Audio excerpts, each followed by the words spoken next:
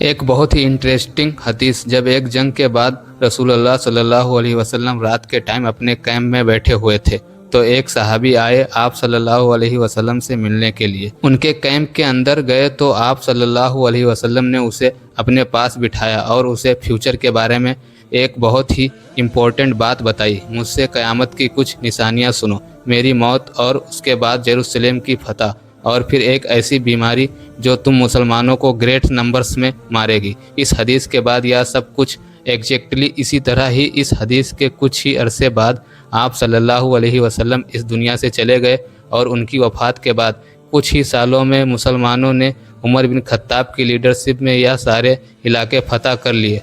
रमक और कदसिया जैसी अजीम जंगें जीतने के बाद एक तरफ मुसलमानों ने पर्शियन एम्पायर में उनके कैपिटल मदन को फतह किया और दूसरी तरफ रोमन एम्पायर में मुसलमानों ने पैगंबर की सिटी जेरूसलेम को फतह किया, जिसे हम पूरा एक्सप्लेन कर चुके हैं। नाउ यहाँ से आगे मुसलमान रुके नहीं बल्कि हजरत उमर के ऑर्डर्स पर मुसलमानों ने अपनी फ़ौज को ग्रुप्स में डिवाइड किया।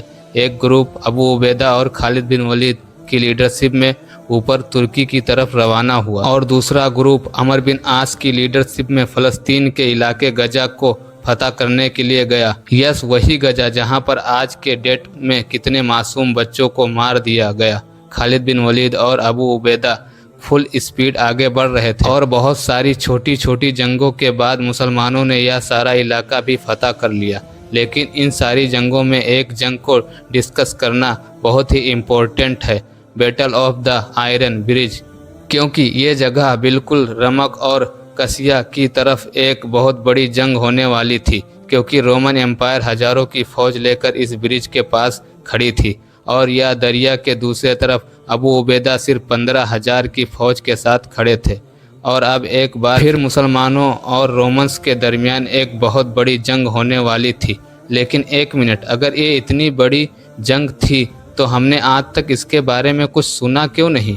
क्योंकि ये जंग शुरू होने से पहले ही ख़त्म हो गई। जैसे ही मुसलमानों की फ़ौज एक दूसरे के सामने आई, अचानक रोमन फ़ौज ने देखा कि उनकी एक साइड से कुछ आवाज़ें आ रही हैं। जब रोमन फ़ौज ने थोड़ा गौर से देखा तो एक दूसरी फ़ौज फुल स्पीड इनकी तरफ बढ़ रही थी। एंड ऑफ कोर्स यह फ़ौज कौन लीड कर रहा था? खालिद बिन वलीद। आज तक इस बात का पता नहीं चला कि खालिद बिन वलीद ने कब और कैसे इस दरिया को क्रॉस किया था, लेकिन अचानक जंग से पहले ही खालिद बिन वलीद ने वहां पहुंचकर इस रोमन फौज को क्रश कर दिया और रोमन्स एक बार फिर यह जंग छोड़कर भाग गए और इस तरह यह इतनी बड़ी जंग शुरू होने से पहले ही ख़त्म हो गई।